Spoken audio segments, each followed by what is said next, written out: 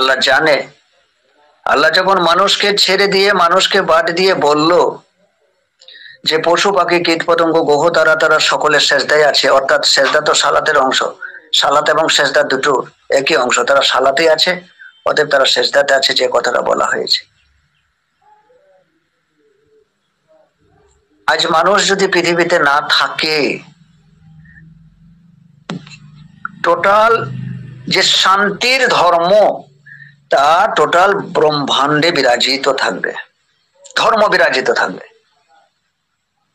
কারণ ধর্মকে কেবলমাত্র মানুষই ধ্বংস করেছে।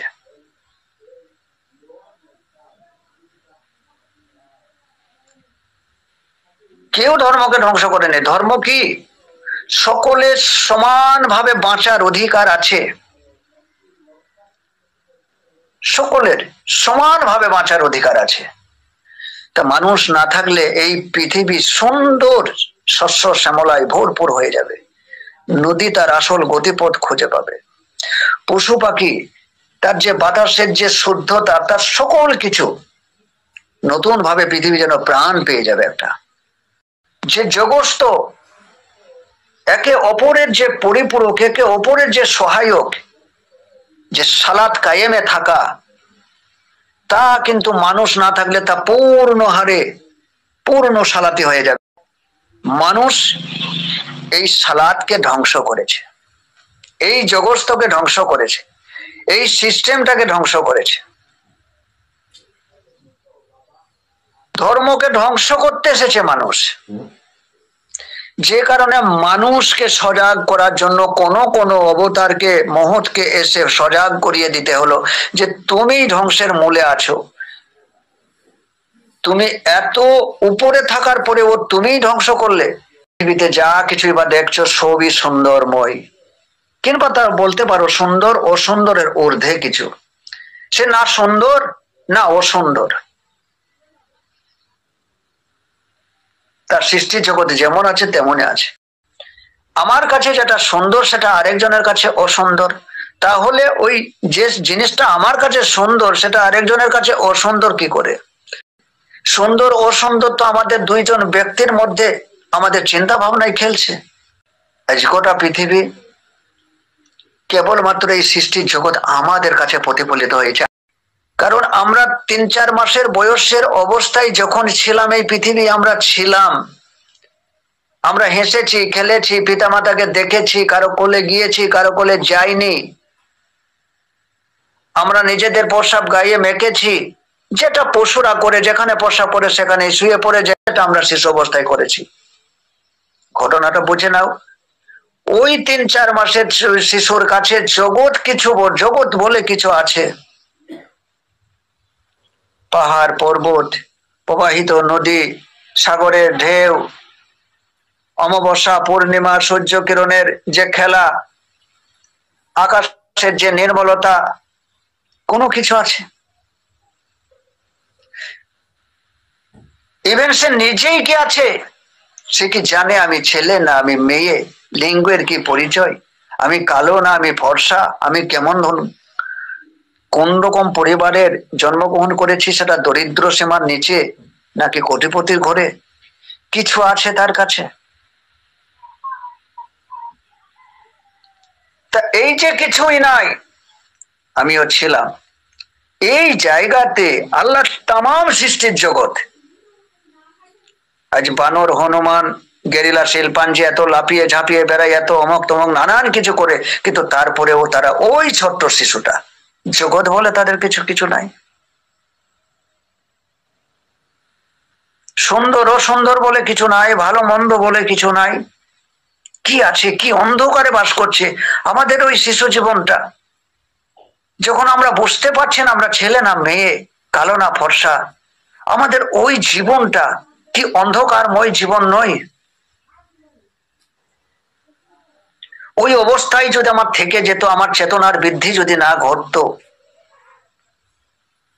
যদি আমি পাগল হয়ে যেতাম, এই জগৎকে আমার কাছে অন্ধকার মতো হতো না।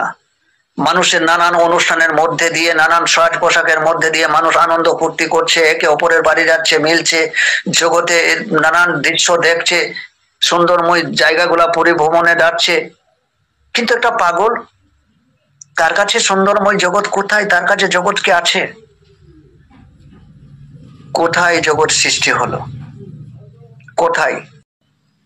এই যে প্রকৃতির শক্তি বলো, আহাদ আল্লাহর শক্তি বলো, আর টোটাল সেই পরম সত্তার কথাই বলো, যে আমাদেরকে অনুগ্রহ করে এত পাওয়ারফুল যে বোধ আমাদেরকে দিল, তার জন্য তো এত মনোরম।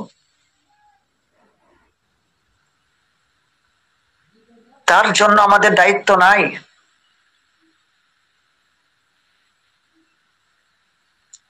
আমরা না থাকলে পৃথিবী সুন্দরময় হয়ে উঠত। আর যে আমাদেরকে এত বড় বোধ দিল, এত বড় চেতনা দিল, যে আমাদেরকে এত আনন্দময় করে তুলল, যে সমস্ত মায়া মোহ কামনা বাসনা সমস্ত কিছুর ঊর্ধ্বে গিয়ে সমাধিস্থ অবস্থায় চরম শান্তির নাগালে গিয়ে বসতে পারে, এত বড় শক্তি যাকে দিয়ে রাখা হয়েছে, তাদেরকে আল্লাহ বা এই পরম সত্তা গালাগালি করবে না, অভিশাপ করবে না, তাদের জীবনে কে আগুন ধরাবে না?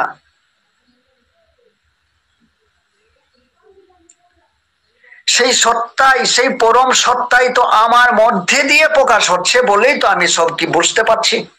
এখানে প্রমাণটা দেখো, সকলের জগৎ কিন্তু একই রকম নয়।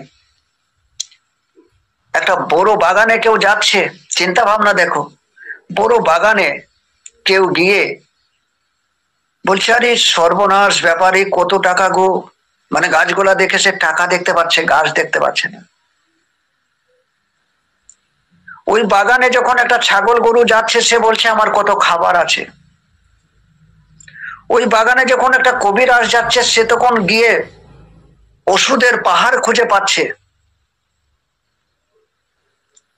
ওই বাগানে ক্লান্তময় রোদে পুরা এক ক্লান্ত চাষি এক লিবার ওই বাগানে গিয়ে শান্তি খুঁজে পাচ্ছে। আহ, কি মনোরম জায়গা, ছায়াটা কত শীতল। বাগান একটা জায়গায় দাঁড়িয়ে আছে, সেটা কারোর জন্য হয়ে গেল ওষুধ, কারোর জন্য হয়ে গেল টাকা, কারোর জন্য হয়ে গেল কাঠ, কারোর জন্য হয়ে গেল খাদ্য, কারোর জন্য হয়ে গেল আরাম শান্তি। বাগান তো বাগানে আছে। এক একজন ওই বাগানটাকে এক এক রকম ভাবে সৃষ্টি করলো। কেউ ওষুধ ছাড়া কিছু দেখতে পেল না, কেউ টাকা ছাড়া কেউ দেখতে পেল না, কেউ কাঠ ছাড়া কেউ দেখতে পেল না, কেউ খাদ্য ছাড়া কিছু দেখতে পেল না, কেউ শান্তি ছাড়া অন্য কিছু খুঁজে পেল না।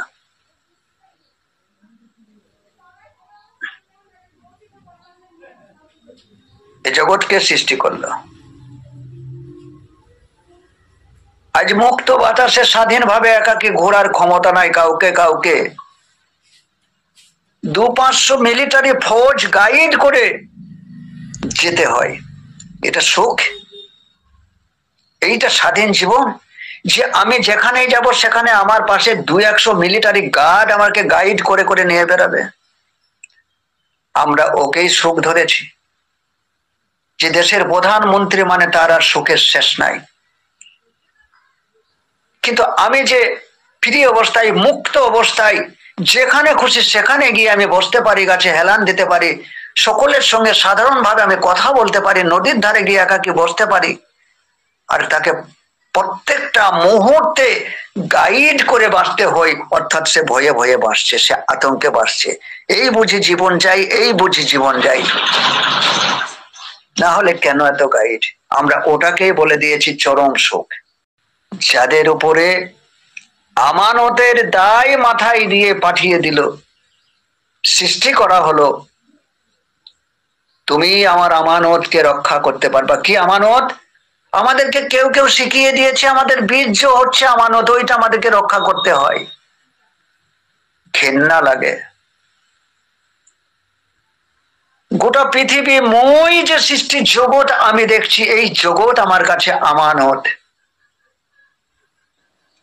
কারণ এই জগতের খাদ্য যদি আমার কাছে না থাকতো, শুদ্ধ অক্সিজেন যদি না থাকতো, সূর্যের তাপ যদি না থাকতো, আমার কাছে জল যদি শুদ্ধ বিশুদ্ধ জল যদি না থাকতো, শুদ্ধ বৃষ্টির জল যদি না থাকতো, মাটি যদি না থাকতো, কোথায় তোমার বীর্য আর কোথায় তুমি? আমানত আমরা ভুলে গেছি। আমানতের দায় রক্ষা করার দায় নিয়ে যে এসেছিল সেই আমানতকে খেয়ানত করেছে। আর আল্লাহ স্পষ্ট এটাই ঘোষণা করলো যে আমানতের খেয়ানত করবে আমি আল্লাহ তাকে কখনোই ছাড়বো না। এগুলো আমাদের বোধের মধ্যে আসে না যে আমরা কে।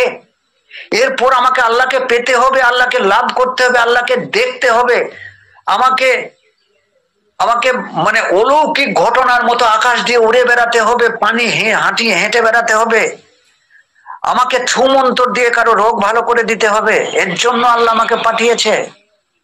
আমরা আজকে বিভিন্ন বিভাজনের মধ্যে ভেঙে গিয়ে আজ আমরা প্রত্যেকেই আমাদের শ্রেষ্ঠত্ব দাবি রাখছি। আমরাই সঠিক জায়গায়, আমরাই জান্নাতি, আমরাই জান্নাত পাবো, আমরাই নবীর আদর্শকে মেনেছি, আমরাই প্রকৃত সঠিক রাস্তায় আছি। এই নিয়ে গোটা বিশ্বে লড়াই, গোটা বিশ্বে একটাই মুসলমান জাত, আর এই একটা জাতের মধ্যেই এমন বিশৃঙ্খলা আমাদের মধ্যে ঘটেছে যে আমরা কে কতটা সহি জায়গায় আছি তা আমাদের কাগজ কলম দেখাও। কেউ বলছে মিলাদ করতে হবে, কেউ বলছে মিলাদ যারা করে তারা বেজাত। এইটা আমাদের ধর্ম? এই যে গোলামি ধর্ম, আমরা না বুঝলাম সেই পরম সত্তা আল্লাহকে, না বুঝলাম নবীকে, না বুঝলাম কোরআনকে, না বুঝলাম ধর্ম কি। কোরআন যে তোমাকে ডাক দিয়ে বলেছে ঋণ দাও, ঋণ দাও, ঋণ দাও, কোথায় পাবে সেই নিরাকার আল্লাহকে যার হাতে গিয়ে তুমি ঋণটা দেবে? তোমরা বুঝতে পারবে না, তাই তোমাদেরকে ডাক দিয়ে বলল আমার সৃষ্টি জগৎ, আমার দুর্বল, আমার এতিম, আমরা মিসকিন। আমরা এতিম মিসকিন মানে আমরা শুধু মানুষের মধ্যে দিয়ে যারা খুব ভিক্ষা টিকা করে এইগুলাকে বুঝে নিয়েছি, কিন্তু এদের থেকে অসহায় পশু পাখির জগৎ, গাছপালার জগতে তারা আরো নিরহ। তাই আমানতের দায় যার মাথায় চাপিয়ে পাঠিয়েছে সে আমানতকে খেয়ানত করে চলেছে।